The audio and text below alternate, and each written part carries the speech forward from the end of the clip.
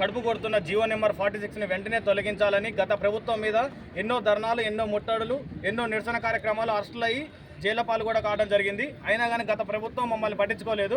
ఎందుకంటే మా ఉరిశాపంగా మారిన 46వ జీవో అనేది కాంగ్రెస్ పార్టీకి 64 సీట్లతోటి అధికారంలోకి రావడం జరిగింది.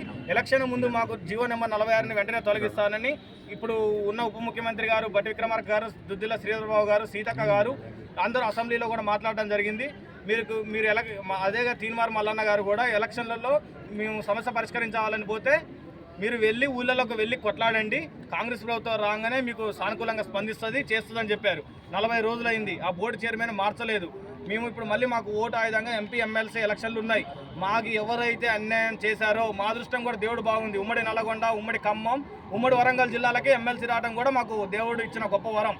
ఎందుకంటే మేము కనుక మాకు తక్షణ కర్తవ్యం తీసుకోకపోతే మీరు అనుకోవచ్చు, కొంతమంది ఎవరు అనుకోవచ్చు, దీనివల్ల కోల్పోయిన ప్రతి ఒక్క విద్యార్థి నెక్స్ట్ కానిస్టేబుల్ ఎగ్జామ్ రాసే విద్యార్థి కూడా జీవో నెంబర్ 46 ఉండకూడదు అనుకుంటాడు.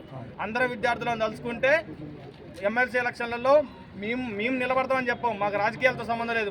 మా కోసం ఎవరైతే కొట్లాడుతారో ఇన్ని రోజుల నుంచి మాకు ఏ మీడియా ఛానల్ వాళ్ళు సపోర్ట్ చేస్తున్నారో అందులోనే ఒక వ్యక్తిని నిలబెడతాం, లేకపోతే ఒక మంచి అడ్వకేట్ ఒక నిలబెట్టి మేమే అందరూ సపోర్ట్ చేస్తాం. విద్యార్థుల యొక్క బలం ఏందో చూపిస్తాం. నిరుద్యోగులు తలుచుకుంటే బీఆర్ఎస్ ప్రభుత్వం బలిచిపోయింది. ఒక్క ఎమ్మెల్సీ స్థానాన్ని నిరుద్యోగులు గెలుచుకోలేమా?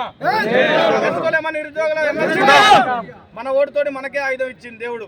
దయచేసి జీవో నెంబర్ 46ని తొలగించి గ్రామీణ ప్రాంత విద్యార్థులను ఆదుకోవాలి.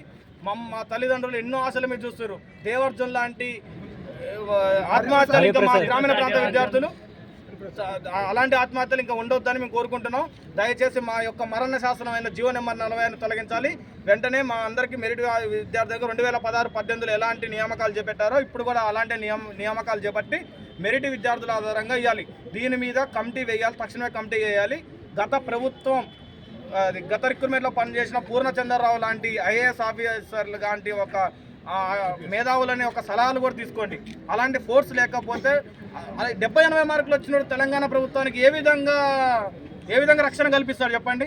ఇందులో ఆంధ్ర వాళ్ళ కుట్ర దాగి ఉంది. తక్షణమే గీయాలి, లేకపోతే ఎంపీ ఎమ్మెల్సీ ఎలక్షన్లు నిరుద్యోగులు మళ్ళీ రివర్స్ అయ్యే అవకాశం ఉంది.